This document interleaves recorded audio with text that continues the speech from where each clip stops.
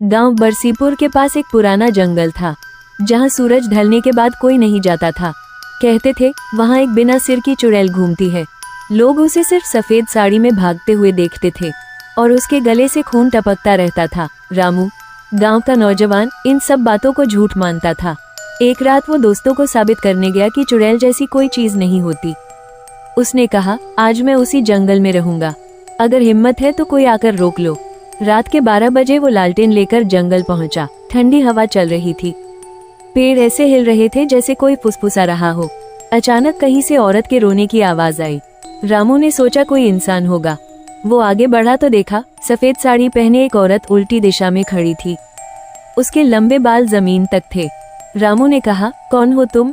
इतनी रात को यहाँ क्या कर रही हो?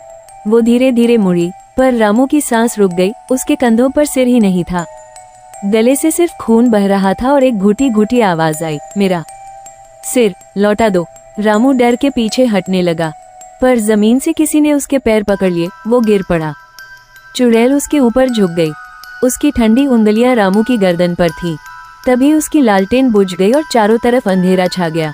गांव वालों ने अगली सुबह जंगल में रामू को पाया। उसका सिर गायब था, बस उसके कपड़ों पर वही लाल खून के निशान थे। लोग कहते हैं हर अमावस की रात को वो चुड़ैल किसी नए सिर की तलाश में निकलती है, और अगर कोई जंगल के उस हिस्से से गुजरे तो उसे किसी औरत की आवाज सुनाई देती है, मेरा सिर लौटा दो, कहते हैं।